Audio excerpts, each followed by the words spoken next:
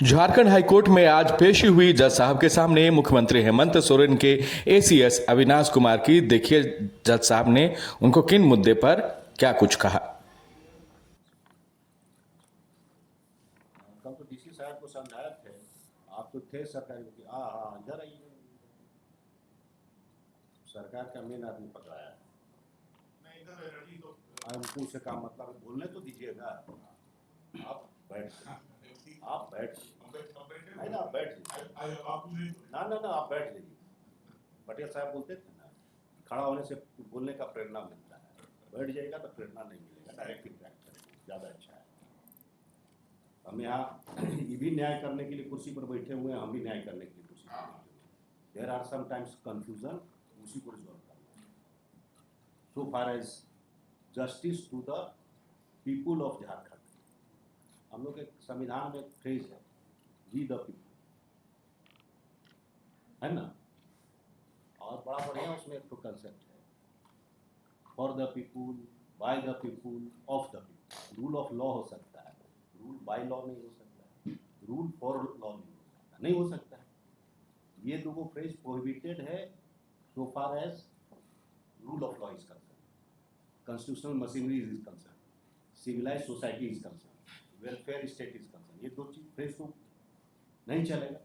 लेकिन जहाँ पर वी द पीपुल आ जाएगा, वहाँ by the we the people, for और ऑफ सब चलेगा। यही संविधान है। अब लैंड का जब यूटिलाइजेशन की बात आती है, कोई भी गवर्नमेंट अगर लैंड यूटिलाइजेशन करने के लिए जा रहा है तो उसके लिए एक फील्ड राइटली और रॉन्गली बड़ा पहले बना दिया गया है, that is known as a land acquisition. ठीक। अब प्रॉब्लम क्या आ रहा है कि आप क्लेम कर दे रहे हैं कि हमारा जमीन है, इसलिए कहा एक्वायर करेंगे और डायरेक्ट यूज कर जा रहा है, तो फिर एरिया बनता है सिविल डिस्प्यूट का। They have to no other option but to file a civil suit. अगर सिविल सूट फाइल हो जाएगा तो ऑर्डर 3912 को हम नहीं रोक पाएंगे, that power is there. Order 3912 में आपका सब प्रोजेक्ट हम रोक देंगे, एक भी प्रोजेक्ट आपको नहीं करना। ऑर्डर 3912 इज देयर, और नहीं तो बना हुआ प्रोजेक्ट को तोड़वा देंगे। ठीक है ना। इस एरिया में तो जाने से तो पब्लिक का भला नहीं होगा। तो only one area is available. Whenever you go for any project, you have to go through the process of land acquisition.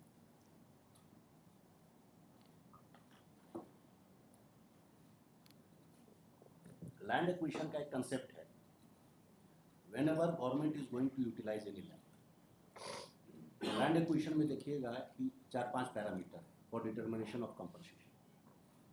रोज आप अवेयर होंगे, title is one of the criteria, position भी क्राइटेरिया, राइट भी criteria, interest भी criteria है ना। अगर मान भी लेते हैं for the time you are the title holder, बाकी का क्या होगा, हु विल डिटरमाइन। प्रोसेस में ही नहीं आप गए तो डिटर्मिनेशन का कहाँ क्वेश्चन उठेगा। हमारा भैया तो रो रहा है कि भाई वहाँ 20 साल से मकान बना के रह रहे थे, 40 साल से मकान बना के रह रहे थे, as per law he is entitled for compensation, है ना। अगर कहते हैं कि उसका इलीगल पोजीशन था, मान भी लेते हैं, तो लॉ ऑफ लिमिटेशन कहाँ गया। सुप्रीम कोर्ट अब बोल दिया है ना कि खाली ढाल नहीं अब तलवार भी है। On that basis suit can be filed for declaration title. अब जो भी है, पहले लॉ था कि खाली सील्ड होगा, सील्ड था तो बहुत था, लेकिन अब तो तलवार भी हो गया है ना। तो किसी रैयत को इस एरिना से, तो हम कहेंगे दूध की मक्खी की तरह निकाल के फेंक देना, वेलफेयर स्टेट का कंसेप्ट हो सकता है। Can it survive in the rule of law. और हम लोग एक्टिवेटेड नहीं, एक्टिवेटेड हो जाएंगे तो आपका हर प्रोजेक्ट रोक देंगे, एक भी प्रोजेक्ट नहीं होने देंगे। नहीं हो सकता है, क्योंकि unless until dispute resolve civil suit में भेजेंगे, सिविल सूट जब तक डिसाइड नहीं होगा आपका रोक देंगे काम। रोड के बीच में एक तो मकान खड़ा कर देंगे, सकिएगा। Why to go in area जो जहां लॉलेसनेस प्रमोट होगा। लॉलेसनेस प्रमोट करने के लिए आप नहीं ना बैठे हुए हैं। You are suppose to be promote the civilize society, और सारा लॉ है for upliftment of the society, citizen का लाइफ बेहतर करने के लिए। इसलिए पहले होता था, राजस्थान में होता था, आप भी पढ़ोगे, आप तो ज़्यादा पढ़ होंगे हिस्ट्री में, कि पहले राजकोष लूट के पैसा से भरा जाता था। राजकोष में पैसा कम गया तो बगल के स्टेट में सब चढ़ाई कर दो, इन्हें से लूट लो, उन्हें से लूट लो, और राजा का खजाना बढ़ गया। वेलफेयर स्टेट में गवर्नमेंट ऑफ इंडिया का जो का फंड होता है, क्या कहते हैं, कौन फंड, कंसोलिडेटेड फंड ऑफ, उसमें एक भी रुपया लूट का नहीं जा सकता। तो कंसेप्ट है purity has to be maintain, बाकी वहाँ का लूट का पैसा भर दीजिएगा, और भी जनता से लूट के नहीं ना भर सकते हैं, भर सकते हैं। That is the difference between the earlier राजा का कंसेप्ट और वेलफेयर स्टेट का कंसेप्ट, कॉन्स्टिट्यूशनल कंसेप्ट और earlier concept of the state, वो डिफरेंस है। वो अब यहाँ जब पर्टिकुलर केस में आते हैं, एक पीस ऑफ लैंड जिस पर आपने पावर हाउस बनाना था, आपने ट्रांसफर कर दिया पावर हाउस पर। अब सवाल उठता है इस एरिया में, गवर्नमेंट रिकॉर्ड की हम बात करते हैं, जो कि आप लोग बीपीएलई में बहुत चला रहे हैं, जेपीएलई। गवर्नमेंट रिकॉर्ड में कम से कम 3-4 रिकॉर्ड तो मेंटेन करते हैं एक जमीन पर। एक हो गया सर्वे आपका, जो कि अब ओपन कोर्ट में बोलवाते हैं तो बोल देते हैं कि सर्वे में बहुत सारा प्रॉब्लम है। ये आप एडमिनिस्ट्रेटिव साइड में भी जान रहे हैं कि there are so many defect has been creeping या wrong information has been creeping in the survey. आप ऑफिशियली नहीं बोलेगा, नहीं तो आजकल बोलना ही पड़ेगा, आपको कभी भी सर्वे करवा देंगे या इंक्वायरी करवा देंगे। This is admitted being the power holder, हम भी हैं, आप भी हैं, इतना तो हम लोग जान रहे हैं, हम लोग जनता के लिए बैठे हुए, किसी और के लिए। खैर जो भी है, अब मान लेते हैं सही। उसके अलावा है म्यूटेशन रजिस्टर, आप खतियान है, और आपका रजिस्ट्री ऑफिस में बैठा हुआ रजिस्ट्रार है, सबको मिलान कीजिएगा, तभी ना कुछ फाइंडिंग कीजिएगा, तभी ना कोई प्रोसेस। अब एक आदमी का 50 साल से म्यूटेशन है, उसको जेपीएलई में भगा दीजिएगा, नहीं ना भगा दीजिएगा। It is a serious question of title, it has to be resolve by the civil court. तो अब यहाँ आपका आया कि जमीन का टुकड़ा को आपने रैयती क्या कहते हैं, सर्वे के बेसिस पर आपने ट्रांसफर कर दिया, बना दिया। What about the other rights? वहाँ पोजेसरी राइट था, खेती कर रहा था, ईजमेंट राइट था, ये लैंड एक्विजिशन में सब मोनेटाइज होना है। मालूम है कि नहीं, कि सेक्शन दिखा मालूम है ना? I know you know everything, it's only question of implementation.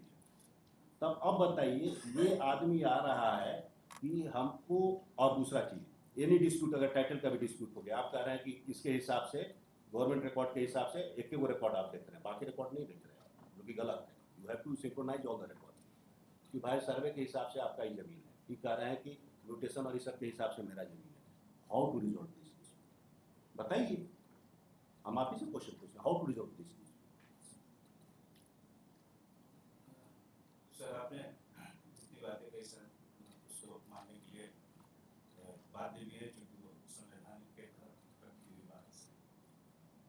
जब किसी जमीन के, सर आपने कहा कि टाइटल डिस्प्यूट के रूप में उसको हम देखें, या रेस्ट ऑफ द जो डॉक्यूमेंट्स है, जो 4-5 अफर्मेटिव होने की जो मापदंड है सर, डेफिनेटली सर, जब मेन टाइटल नहीं तो रेस्ट को काफी वजन दिया जाता है, सो दैट कि वो टिल्ट की तरह है। किसी केस में सर अगर tilt towards the land holder और द क्लेमेंट है, तो हम लोग को मानना चाहिए, उसको देना चाहिए। लेकिन अगर ये टिल्ट सर अदरवाइज है सर, वैसी परिस्थिति में सर से मांग, who will decide what is the forum, यही मेन क्वेश्चन है। क्योंकि हमारे यहाँ है due process of law, article 21 में लिखा हुआ है, 300A में लिखा हुआ है authority of law, taxation law में लिखा हुआ है ऑथोरिटी ऑफ लॉ, सब जगह लॉ है। लॉ का एकमात्र पर्पस होता है, एकमात्र अगर उसका फीचर है, वो है process. Process always means somebody is controller of the process. Division of power, executive, legislature और जुडिशरी में, any dispute has to be resolved by the judicial mind, मे भी एक्सिक्यूटिव, आप एसडीओ को भी पावर दे सकते हैं, कहीं भी पावर, लेकिन he has to be adjudicator.